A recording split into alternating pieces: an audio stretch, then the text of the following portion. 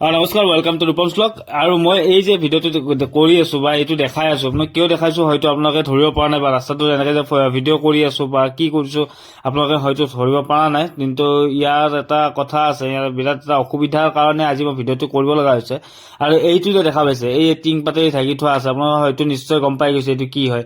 এইটো হ'ল এটা প্ৰস্ৰাৱগাৰ বা ইউৰিনেল, আৰু এইটো আছে আমাৰ জোৰত, যিটো গীতানগৰ অঞ্চল, জোৰতৰ পৰা নাৰেংগী যোৱা ৰাস্তাত গীতানগৰ মন্দিৰটোৰ ৰাস্তাৰ ওচৰতে এইটো আছে। এইটো হ'ল এটা অস্থায়ী প্ৰস্ৰাৱঘৰ, বা এইটো কোনো চৰকাৰী বা কোনো সংগঠন বা কোনোৱে বনোৱা নাই। এইটো কোনোবা দুই এজন ব্যক্তিয়ে লগ লাগি হয়তো বনাইছে, আৰু যিকেইজনে বনাইছে হয়তো মোৰ নিচিনা অসুবিধাত পৰিয়ে বনাইছে।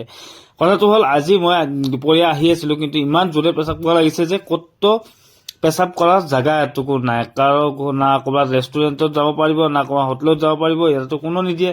আৰু মই দুখনমান হোটেলতো চালো, তেওঁলোকে কয় পেচাবগাৰ নাই, পিছফালে বেয়া এনেকুৱা। আৰু তাৰপিছত মই ইপিনে পেট্ৰল পাম্পটোও আছিল দূৰত, তো এইটো ৰাস্তাত এটাই পেট্ৰল পাম্প আছে। আৰু চাওক, ভাবি কিমান কষ্টকৰ। আৰু সেই কষ্টত আজি আহি হঠাতে পাই গলো এইটো বাথৰুম। আৰু তো ইয়াতে মানে পাই মই বিৰাট মানে সুবিধা পাইছো, মানে অনুভৱ কৰিছো। কিন্তু আজিলৈকে কোনো এগৰাকী বিষয়া বা কোনো এগৰাকী জি এম চি মানে বিষয়া বা তেওঁলোকে নাভাবিলে যে এইটো অঞ্চলত এটা প্ৰস্ৰাৱগাৰ দিয়া ভাল নেকি, বা দিলে ভাল হয় নেকি। তেওঁলোকে দিলে হয়তো নিশ্চয় ভাল হ'ব, সকলোৰে সুবিধা হ'ব।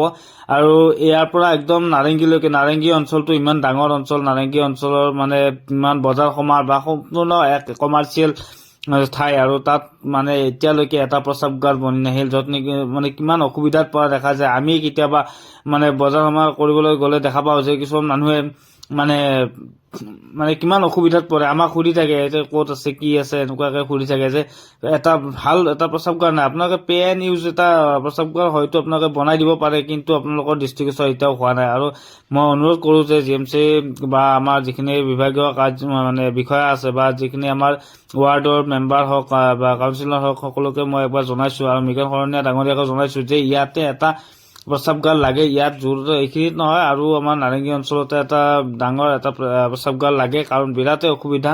মানে বিশেষকৈ মহিলাসকলৰ, শিশুসকলৰ বা বহুতৰ কাৰণে অসুবিধা হয়। তাত যিহেতু এখন ডাঙৰ বজাৰো আছে, বজাৰ কৰিব যোৱা মানুহ এজনে যদি কিবা কাৰণত অসুবিধা মানে এনেকুৱা পৰিস্থিতিৰ সন্মুখীন হয়, তেতিয়া তেওঁলোকে কি হ'ব অৱস্থা, আপোনালোকে এবাৰ ভাবি চাইছেনে? তো তেতিয়া তেওঁলোকে ক'ত যাব?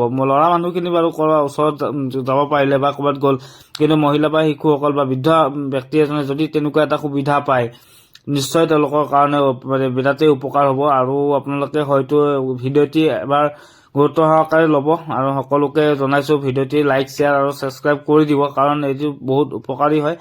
ধন্যবাদ।